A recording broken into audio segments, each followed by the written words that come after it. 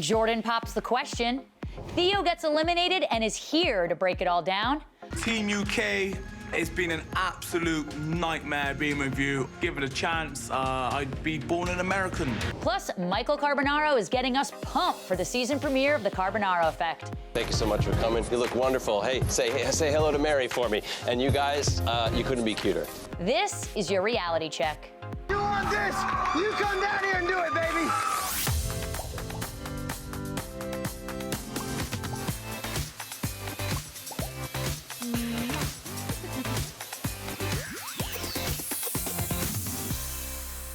What's up, everyone? Welcome to Reality Check. I'm Darren Karp, here with the incomparable Dave Quinn, of course. And joining us today is the amazingly unfiltered Crissle and Kid Fury from The Read. How are you guys? Hey, guys. Thanks for being here. I hope you're unfiltered today. Yeah, feeling we gotta let it all out. We gotta let it all out. Before we get to everything, it's the top of the show, so we have to get into our top 5. But in honor of our guest today, we're gonna make a quick change and call the segment Hot Tops and the Chamber of Bottoms. So unnecessary. It was entirely necessary. Okay. At number 5, everybody's favorite nanny is back in business. Super Nanny, the hit series which tackled the parenting problems of families across America, is coming back for 20 all-new episodes with professional nanny Joe Frost. And People has the exclusive trailer. With the show's return less than 2 months away, Frost tells People she's ready to get back on the road. The U.S. version of the original Super Nanny ran for 7 seasons on ABC, Style Network, and Up TV until 2011. Super Nanny premieres January 1st at 10 p.m. Eastern on Lifetime. I am here for that. Are you guys ready for Super Nanny to come back? Did you watch the original? I did, and I loved it. I really felt like she brought a reasonable voice to some households where people were just letting their children run. I don't know what year. Right. Wild. Yes, wild is a nice way of putting it. Yeah, so, she put the smack down on I them. did. I really liked the show. So, and January 1st, 10 p.m., that sounds like around the time I'll be awake again. Yes, exactly. You've cured from your hangover. You're ready for some Super Nanny. Exactly. I'm here for any Brit coming in and telling Americans how to do their stuff. Right? Agreed. You know, like I'm all Agreed. here for the Gordon Ramsays of the world. Yeah. Maybe not the royal family telling us what to do, because Well, I feel yeah, like we have that's enough. true. But Well, outside of that, I'm ready. Yeah. I'm What do ready. you guys think about just kind of kids running amok in that sort of a way? I have a lot of empathy Oh. for parents. For the parents, yeah. Oh, yeah. Yeah. I feel more so for the parents. Not do. for the kids. Yeah, no. As like someone who grew up in a pretty strict household and was very, I had parents that were very meticulous and very by the book, but I had classmates that were very, very bad. So it was fun to watch Super Nanny and see bad children that we ride the buses and trains with and stuff, like have a stranger, not even their own parent, but a stranger come in and get them together. And you know, the mom is always like crying her eyes out. Right. So stressed. She just won't tell them to sit down or, you know, take the iPad. It's hilarious. Something about a British accent gives you a little bit more clout. You know what I mean? When you're lecturing people, it's like, oh, I got to listen to. It's the Mary Poppins effect. Yes, it is. Yes, it is. Especially if you're right. That's right. Let's jump into number 4.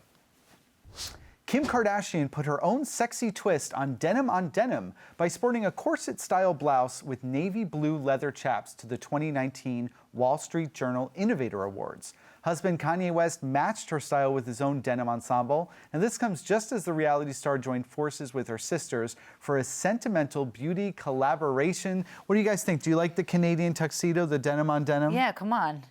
So as far as denim on denim goes, this is pretty good. Yeah. All right. I just don't think this is appropriate for where they were supposed to be. For sure. It did seem more of like a stricter, more like black tie kind of event rather than like If out this was at a night. Halloween party and y'all were doing Britney and Justin, That's good. then this is so good. But otherwise, this is like, what are y'all? Why are y'all acting like this? Do you see how everybody else is dressed like a grown up? Yeah, even the mom. And Kanye's boots. I'm not a huge fan of the I don't riding know what y'all are doing. boots. I don't know what y'all are doing. I don't know. I kind of live for it. I like that. I like that they do what they want to do when it comes to style. I appreciate that they push the envelope. I mean, those chaps, though, let me tell you, those are...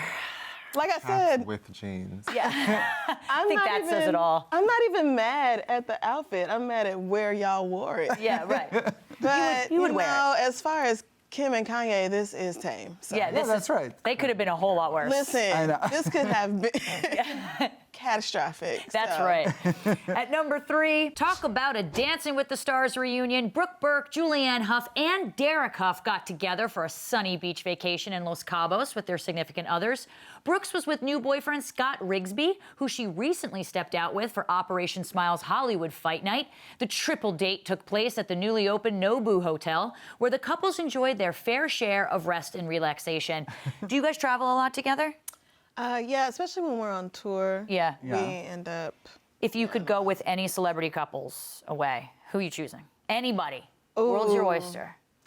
See. Wow. Come on. Celebrity couples? Yeah. Or friends, or I don't want Yeah. to travel with a celebrity couple just because I'm single and you'll likely be richer than me as well. So I don't want to be around your wealth and your love while I'm not. Choose a poor celebrity. You need a poor celebrity then. Me and Dave?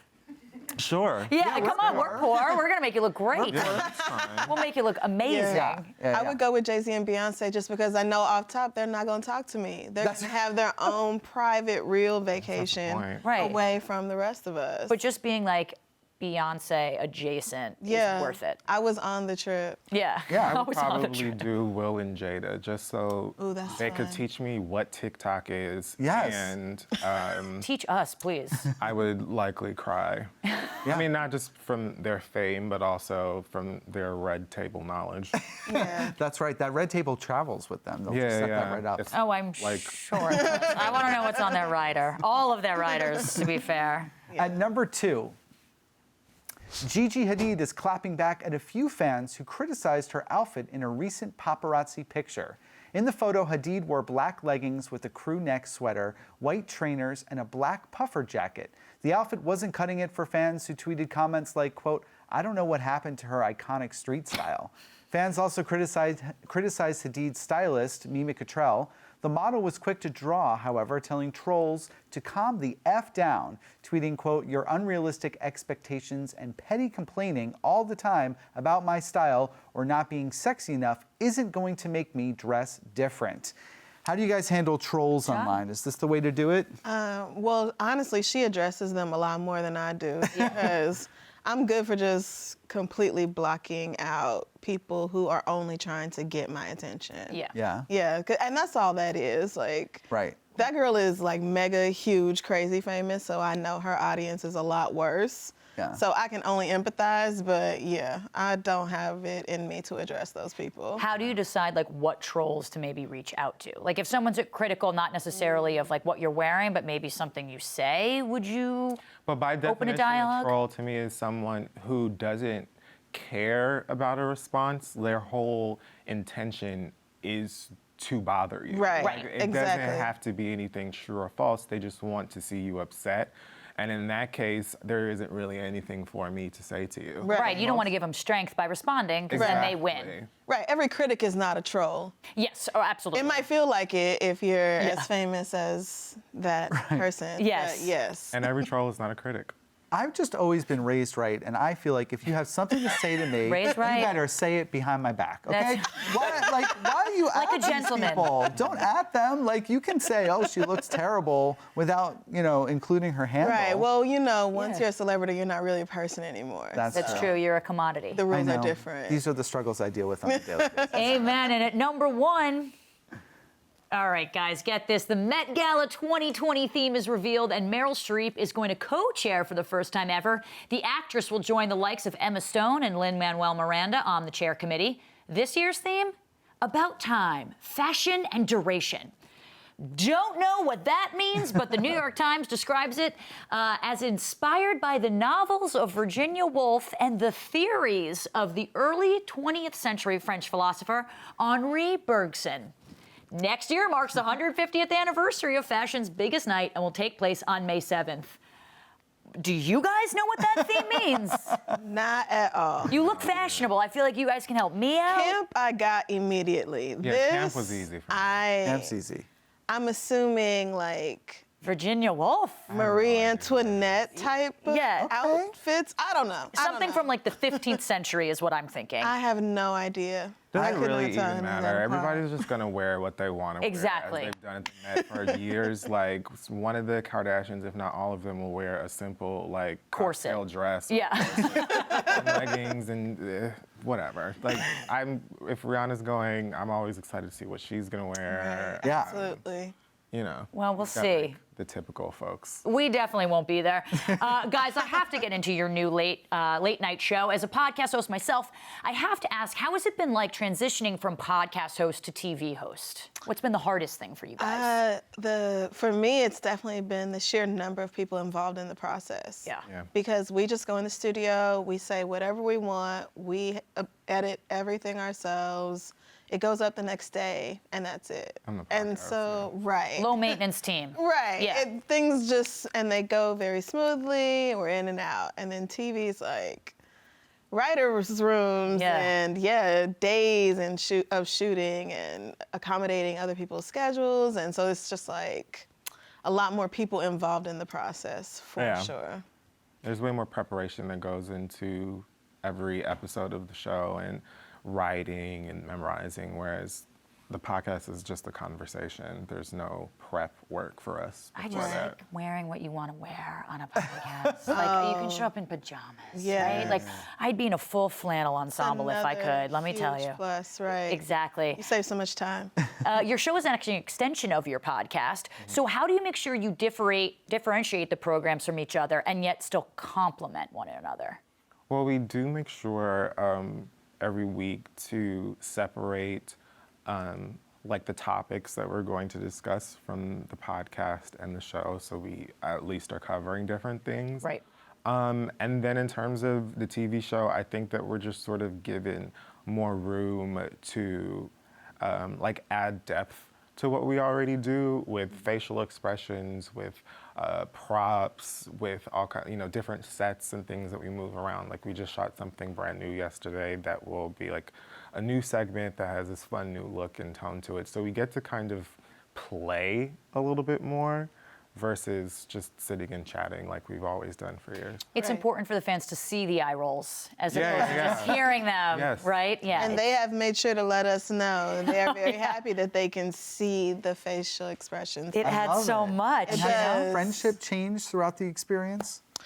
Not to me. No, especially not through the TV experience like we have been doing this together for so long, really. Like we're so very used to working with each other that it's just kind of like, it's more of adjusting to being on TV and all that entails as opposed to like our relationship. Especially since we're probably the only two on set that are kind of like, what the hell is going on? We're just looking at each other like, how did this happen? Yeah. What's going on? I don't really know what I'm doing. You don't really know what you're doing. And everything else is just sort of like you're in it together. A vortex around that. Right. So. Well, congrats to the two of you. Thank you so much to Crissle and Kid Fury, a.k.a. The Read, for joining me today. Make sure you catch The Read on Fuse, Fridays at 11 p.m. And you can listen to new episodes of The Read podcast every Tuesday, wherever you get your podcast fix. We have to go to break, but when we come back, Theo from the MTV's The Challenge will be here to break down that crazy episode. Don't go anywhere.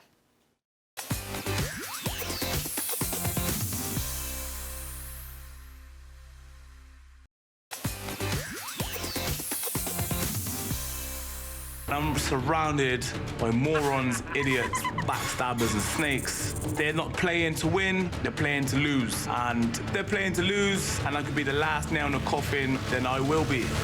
On the line now to tell us all about his time on The Challenge is Theo Campbell. Hey, Theo. Hello. You're looking good, buddy. How are you doing? Tell us what happened with your eye. I need to hear it from you. It was a very, very unfortunate situation and place to be. I was out partying in Ibiza, one of my favorite places, and some girl popped a bottle of champagne. Must have been her first time.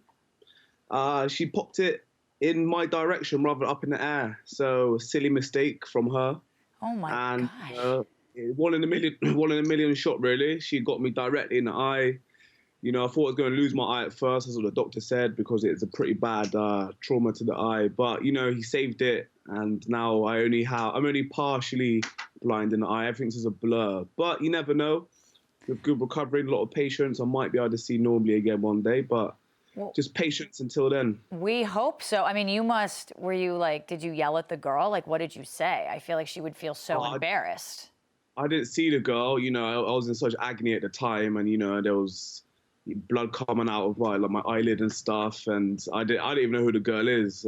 When you get popped in the eye and you lose something like that, the last thing you're looking to do is point and blame at the time. I just wanted to see if it's going to be all right. So, yeah, I don't know who she is, and I'm sure she feels bad.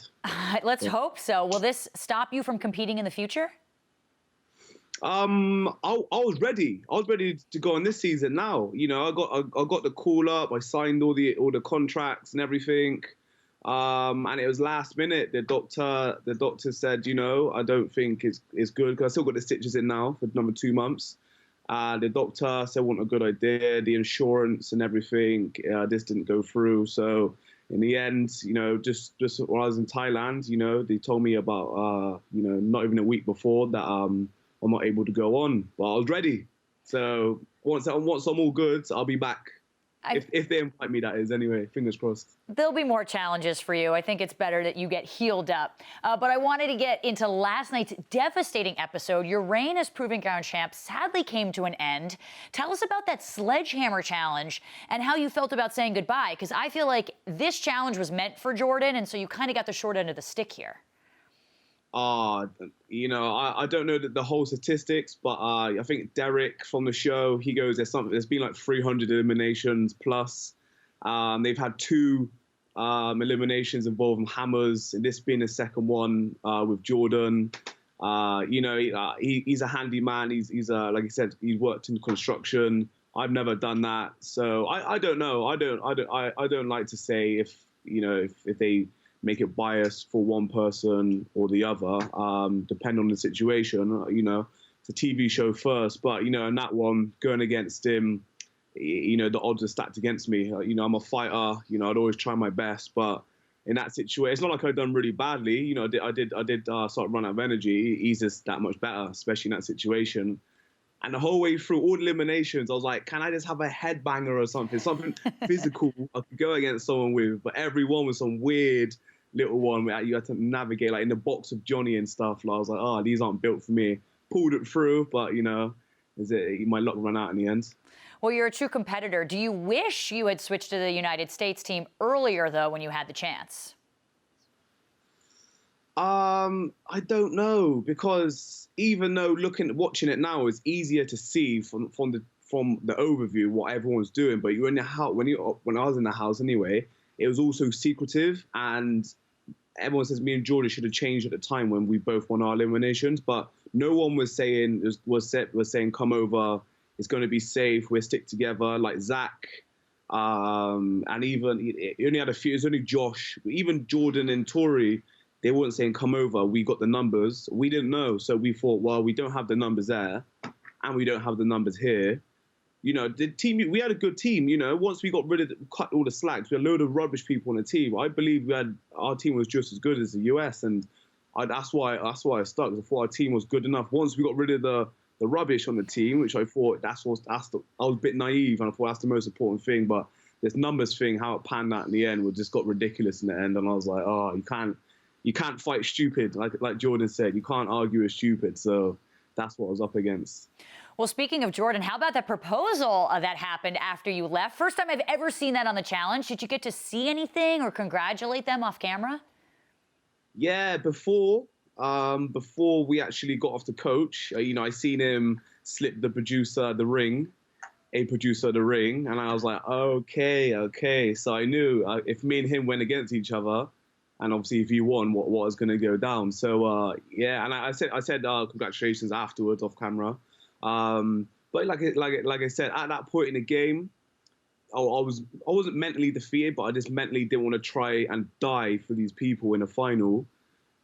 If it come to it, and for the people who were against me, I don't want to help them win money. So it was like that, like me not caring as much about winning, even though you always want to win. Then I was like, Jordan, that situation, I know he's gonna go across the UK and beat Paulie. I still tried, but I was happy for him that he did win in the end. If I was gonna lose to anyone at any point in the game, that was the best way to go out, best time to go out anyway. Well, Tori and Jordan together are such a strong team. They seem like they have a good relationship, but do you think that the tides might turn on the UK now that they've both gone over there? Like numbers-wise, the numbers stay the same, so when it comes to the numbers, it won't change for them.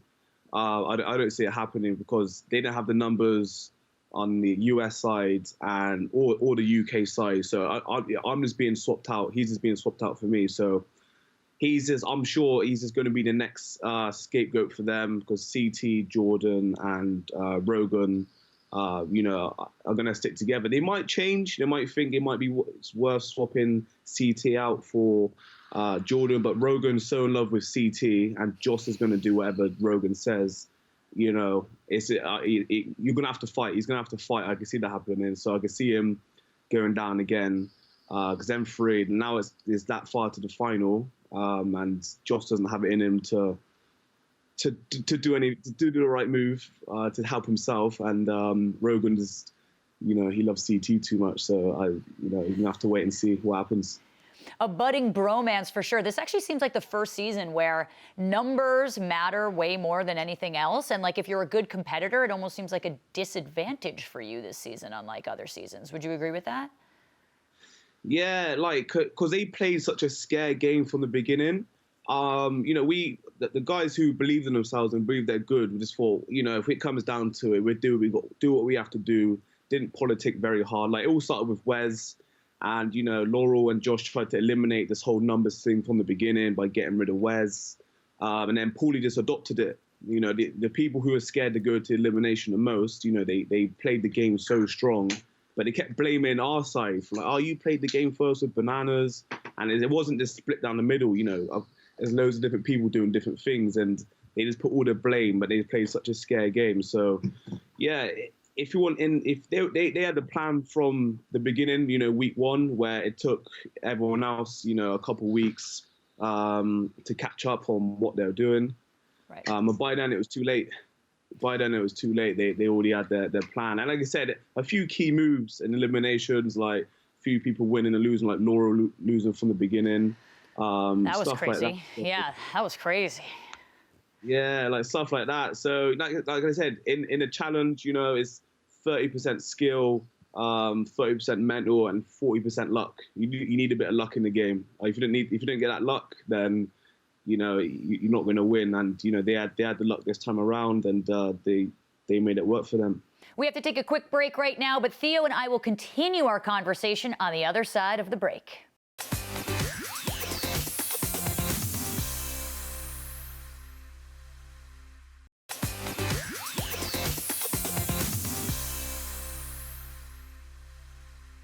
Welcome back. I'm still on the line with Theo from MTV's The Challenge. Let's get right back into it. Well, going back to when you were voted in at the tribunal, you had some amazing lines. Let's revisit that really quickly. If I get voted in, I'll make sure everyone loses in the final. It's not an empty threat. I really mean it. You don't want to see how spiteful and petty I could become. They better pray to God they don't see me in that final with them. I want to see how spiteful and petty you can become, Theo. But at that moment, what was your plan to specifically take down those snakes, as you called them? What did you want to do? Like I was at the time, I was so upset and so annoyed, and I was frustrated. I meant it at the time because I thought we're gonna get to that final. At this point, to me, your heart and being noble means more, and using your brain means more than just winning money. So at that point, I was like, I did mean it at the time. If I go to the final and it's a team game, I ain't going to help them win. I'm going to make sure I'm going to be walking or going at a snail's pace just so they learn. That's why it's a good thing I didn't make the final, because I wouldn't want to have to do that to myself and, rob myself of an opportunity like that. But I meant it at the time. I was like, I don't want to do something I don't want to do. And I was trying to make them see sense, but I was like, So when I did go, like I said, I don't want to be that guy. And I was like, it's a good thing I did get eliminated because I might have done that. It would be a stupid thing to do. I might have done it and thought, that was stupid. But at the time, I was so defeated anyway. I was like, whatever. I might not have done it. I like to think I would have just done it and bit my tongue for a chance to win the money. But at the time, I was like, these lot, they're not champions in my eyes. You know, someone's going to win, but if these guys win, they're not champions to me. Well, I mean, listen, emotions always run high in the challenge. We're going to get into your thoughts on your castmates a bit later, but right now I have to play this clip that showed your reaction to Cara Maria trying to save face. Let's take a look. Cara feels guilty the way things have turned out, and she's trying to make herself feel better by saying good stuff about me. But Cara, do you know what you could do? All right, too little, too late. I mean, what a juxtaposition from you guys from last season to this season. You two were partners last season, and she was the one to actually throw you into the proving ground the first time. What do you think of her now? And you know, are you guys friends now? Do you talk regularly? Like, you know, from our first season, you always get that special level of respect. And herself and Paulie did call me up before the show and said, you know, we don't have to work together, but, you know, we won't go against each other. That's the only person who I was going to team up with or work with before. So I was like, all right, then cool. So we got there. And the first thing I hear, the first few days, is Paulie with Cara conspiring against me. And I thought it felt, you know, I hurt a bit. I was like, that was a bit of a stab in the back. Because I wouldn't have done the same back. No matter how much power I had in the game, how far we got into it, I would have never said her name. And she was just saying my name left, right, and center. So I was like, this was a very one-way street, you know, when it comes to the respect level. And I think she felt bad in the end because she knew I meant it, and she went back on the word straight away. But nah, but like I didn't want to say anything bad about her because I still got that like special level of respect for her, so I didn't say anything bad about her. But I was like, the fact she was trying to call me her assassin, and her and Paulie trying to say, look, we know you're so good, we've shut you down, but we know you're so good, you'll come back. Like whatever, man. Like if you're gonna, you know, don't BS me. Like just say you want me gone. Like blah blah blah. Be a man about it. Don't just try and sugarcoat it with some rubbish you're trying to talk to me because I'm not buying it. You want me gone, and you know it just so happens you want other people gone, and I'm taking them out as well. So yeah, the way that, you know, just be honest about it. They talk about honesty and everything, but you know their game is shady as they come anyway. Theo, thank you so much for chatting with us today. Watch The Challenge War of the Worlds 2 Wednesday nights at 9/8 Central on MTV. We're headed to break, but on the other side, you will see my interviews with Michael Carbonaro of The Carbonaro Effect, and I catch up with Lizzy and Glorietta from Love After Lockup. Stay tuned.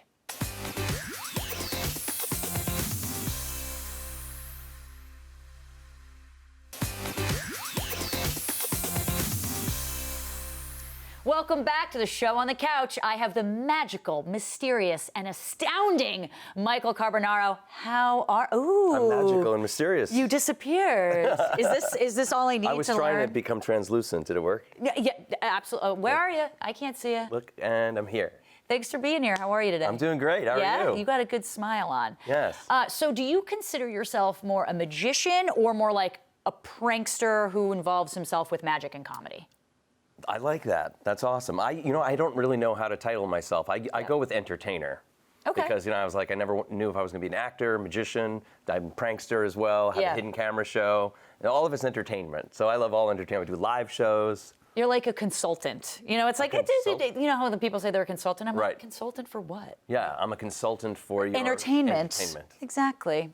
Well, you've done Vegas. You've won the prestigious Magician of the Year award. And on top of that, you were the first recipient of the Copperfield Prize for Outstanding Achievements in Magic. What is it about magic that you still love? Is it always new for you? It is, yeah. My first love was through special effects makeup. I wanted to be a special effects makeup artist, which is kind of magic.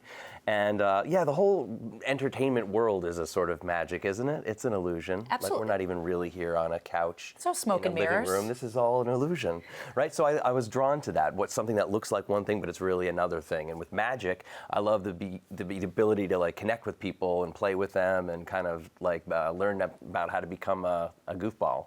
Do people play tricks on you?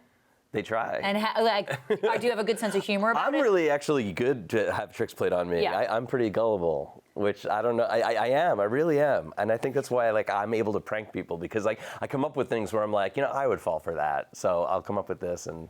You get the human condition. Yeah, exactly. People have a willingness to believe. They really do. We did some things this season that are incredibly crazy that people believed in. We have people believing in a witch, people believing in live dragons, people believing that a nun gets sucked into hell at a bake sale. Well, it happens. If you're going to go to hell, it should be during a bake sale. Exactly. Especially a nun. Come on now. How do you keep your pranks and your routines so fresh and fun? How often are you sort of reinventing yourself? All the time. I mean, I never thought that I'd be able to make more than 10 solid episodes of hidden camera magic television. Right. And here we are, we're at 110 right now. Wow. So it's scary every single time. So it's where are we going to get these ideas from? How's it going to come together? But I got a great group of magicians. We hang out, we try and outdo each other. And it happens. Sounds like a fun show to work on, to be honest with you. Do you get any, people who pick up on it before you're done with the trick? They're like, oh no, this is Carbonaro. We're gonna. We've been on the air a bunch, so I do get sometimes people come in and I can usually see it right away, just their face. They're like, and I'm like, oh, I'm not gonna pull it, but I know you know me. You're like you. But other times, someone, we did this one trick. She was so scared with this witch trick, which is in the premiere tonight, that she she's not in the show tonight because she ran out of the house, wouldn't even stay with the trick because she thought she saw this woman turn old and then turn into a cat and really believed it was this witch woman. She went screaming, ran out of the house, and when we finally caught her and I went over to her and explained the show, she was like, oh, wait a minute, I know you. She's like, I even went to your live show. But she went through the whole thing without recognizing me. It's people are just... They have tunnel vision. Right? You know what I mean? And they need to put you in that context. But it makes your tricks so much better. You know what I mean? Yeah. I have to ask you, rapper Macklemore just announced that he will be releasing a magic rap album, whatever that means. I was supposed to be the first to do that, but okay. Well, he took it from you. Yep. He says that he's been practicing magic for about 2.5 years. Okay. Which feels not that long to me. Not that long. No. What advice do you have for him? Always practice in front of a mirror and be sure you know what you're doing before you try it on somebody. Don't just go out there and try your trick. You got to know it. Right. Solid. And why in front of a mirror? So you can see what they're going to see. Gotcha. You want to make sure that your hands are key and you're not slipping up. Yep. Interesting. You're also on tour right now. What makes this tour different for your fans? What makes this different? Oh, well, it's fun because with the TV show, I'm performing for people who don't know that I'm a magician. It's right. a hidden camera show. Yeah. But when they come and see me on the live tour, obviously they know. So it doesn't stop me from lying to them, though, the entire time, and tricking them and fooling them and pranking them and making them believe in the impossible. I feel like I can't trust anything you say. You probably can't. It's one of my most favorite things to do is to get to perform live. The tour is so much fun. Is there more pressure, though, to perform live? No, less. Really? Much less, because I'm rehearsed. I'm in front of a crowd who's there, ready to see the show, sitting in a seat on a stage when I'm doing the hidden camera show. Right. It's like in a store, people are bustling about, and I'm trying to make it look magical without looking too much like I am a magician, make sure they're looking, and it's harder. I gotta watch this. Yeah. All right. So the Carbonaro Effect season premiere is Thursday. What can we expect outside of witches turning old and young again and all that stuff? There's a lot of silly magic, too, just fun stuff. And it's family friendly. Everybody always says they gather together with their family and they all bond over the show. And the same thing with the live show. So come see one of those. You're the only liar that families really want to watch, is what you're saying. Yeah. All right. Well, thanks so much for chatting with me, Michael. I really appreciate it. Awesome It was being here. great meeting you. Catch the Carbonaro Effect Thursday nights at 10, 9 Central on True TV. Don't go anywhere. When we come back, we have more reality check for you. Stay tuned.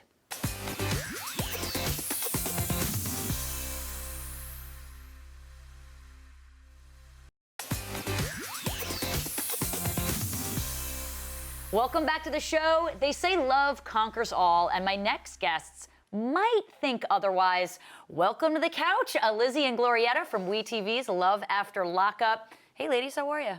Great, hi. Yeah, yes. I had a little intro for you. Yeah. Now, Glorietta, I know you met Alex through your cousin while he was serving time in the same facility. Is that correct? That's correct. Okay, a lot of 6 degrees of prison separation here going on, it seems like. Yeah, it's a little bit of shenanigans going on. A lot of shenanigans. And Lizzy, you met Daniel at a drive-through just 1 week before he went to prison for 2.5 years. Is that correct? Yeah, give or take, yeah. Okay, and what was that like for you? I mean, that's distance at its finest. Yeah, it was definitely difficult to try to make things work as well as trying to get to know each other. How did you sort of maintain contact? I mean, how often could you talk to each other? Every day, or did you want to kind of separate it? So we just talked whenever Daniel called, whether that was like every day, every other day, every 4 months, like just whenever he felt ready to talk is when we talked. Is it true that distance makes the heart grow fonder? No. No, it's not true. Well, Gloria, last week things seemed to take a turn for the worse as we saw Alex go on a date with his ex, Juliana. Let's take a look at that. Her name's Glorietta, and we met while I was in jail. You're an opportunist. Look, yeah, well, while you're in jail, If it didn't benefit you, it wouldn't have happened. Well, that's how it happens. At first, that's what it was about when I was in jail. Do you actually care about this girl? Yeah, I do care about this girl. How did it feel to hear Alex be affectionate towards Juliana, all while you were wedding dress shopping? I mean, that seems like a rough time. Right, it was very unexpected, and I watched this unfold along with all of America on national television. So to see this happening while I'm actually looking for a wedding dress, it really just is so upsetting. But you know, with that being said, I just don't like to hold grudges, and I like to move forward and just, you know, progress. You tried to see it through the positive. Correct. Oh, that's Correct. good. I like to look at the positive in every situation. Were you more angry or just more upset, would you say? I was probably more, I was a little bit of both. I was a little upset. I was a little angry. I wasn't really hurt because it takes a lot, first of all, to, you know, make me, I guess, so upset. And I have a lot of pride, so I wasn't really hurt, if that makes sense. Yeah. But I was angry, obviously. I just thought, you know, this is kind of embarrassing. And, you know, my pride was affected. But I also appreciate Juliana speaking her truth from woman to woman, her perspective as far as saying, I'm not a home wrecker, I'm not a runner-up. I thought that was just, you know, great, you know, of her. I like that. Little women empowering women over here. Now, Lizzy, Daniel revealed he changed his mind about being ready for a child after you tested negative for a pregnancy. But in last week's episode, Daniel wanted to show you how serious he was and enlisted an unlikely person to assist. Let's take a look. Would you be helping Daniel money-wise if this was an engagement ring? No, I don't think she's ready for marriage, and Daniel isn't either. I haven't been truthful and honest about what's going on. My mom doesn't realize that I'm going to propose to Lizzy tonight. I mean, you're putting your head down, but you know, were you surprised Daniel's mom, you know, bought him what she thought was a promise ring? That seems like a good thing. Am I surprised that she paid for it? No. No, I'm not, because it's Teresa, and she likes to be involved in everything and anything that she can when it comes to Daniel and his life. What's the difference between an engagement ring and a promise ring? A promise ring is more or less like I promise to love you regardless. And an engagement ring is, you know, like you're engaged to get married. Like, I want to spend the rest of my life with you. What do you think of her saying you two weren't ready for marriage? I think she should mind her own business. I think so too. I'm just, for the record, I think so too. Where do you both stand in your relationships now? Lizzy, are you two engaged? Yes. Mazel tov, congratulations. Or we're not, I don't know. Oh, I'm so confused. You're gonna have to, you know, you have to stay tuned to figure out, you know, exactly what happens and what unfolds in a relationship. I see, all right. And Glorietta, has Alex gotten your lips tattooed on him yet? Well, I can't spill all the beans. You'll have to stay tuned to watch the shenanigans unfold. But we're on the right track. You're on, okay. What else can we expect from you two this season? You can expect the unexpected. Ooh. You can expect some revealing and shocking situations. Some crazy moments, that's for sure. Okay. Yes. Yes. Well, I'm very excited. Ladies, thank you so much for joining me today. Be sure to catch a new episode of Love After Lockup tomorrow night and every Friday on WeTV. We're going to go to a short break. Don't go anywhere.